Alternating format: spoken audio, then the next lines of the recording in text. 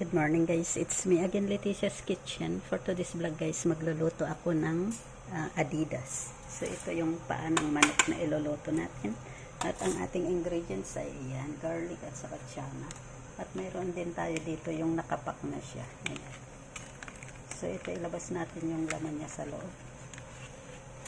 So ayan na guys, herbs ito. Kompleto na yan. May mga star anise na mountain pepper, 5 spice, basta kompleto na yan. So ayan guys, ang ating ingredients.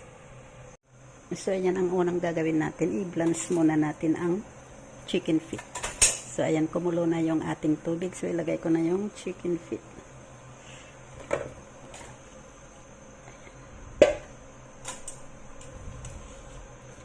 I-blanch lang natin yan guys para malinis.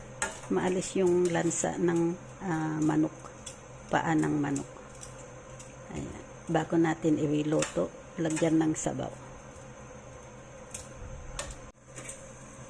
So ito na guys, pwede na natin tanggalin, i-blanch na natin. Ayan. So tanggalin natin sa tubig. Bago tayo maglagay ng ating, i-fry yung ating ingredients. Ayan.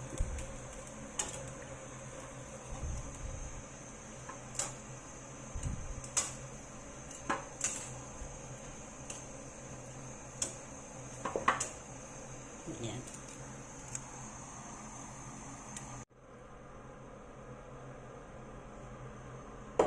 Yan na guys, naglagay na tayo ng mantika. Ngayon maglalagay na tayo ng ating ingredients. So ito na yung ingredients natin.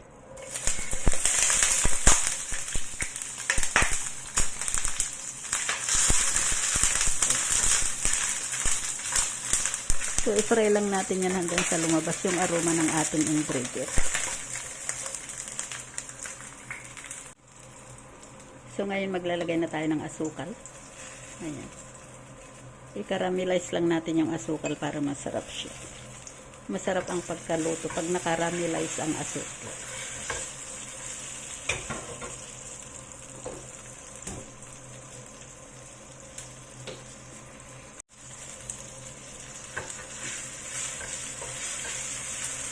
So ayan na guys, ngayon maglalagay na tayo ng soy sauce, Kikkoman soy sauce, Japanese soy sauce.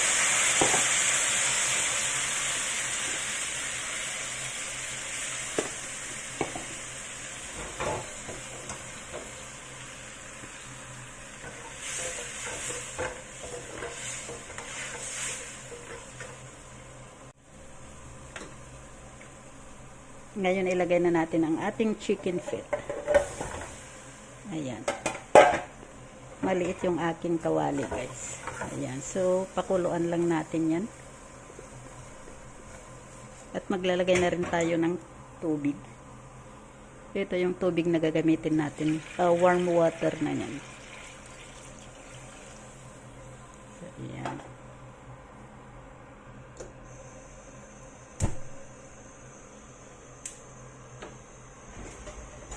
Ayan, takpan lang natin.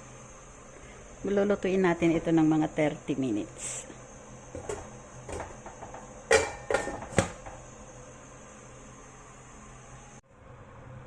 So, ito na guys yung ating chicken feet. Ayan. So, luto na siya. Pwede na yan i-serve. Ayan guys. So, maglagay na tayo sa isang lagayan. Ayan. Pwede na natin i-serve yan. So, isa-isahin lang natin para hindi madurog. Ayan.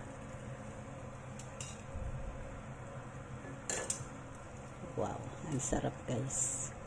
Masarap itong papakin.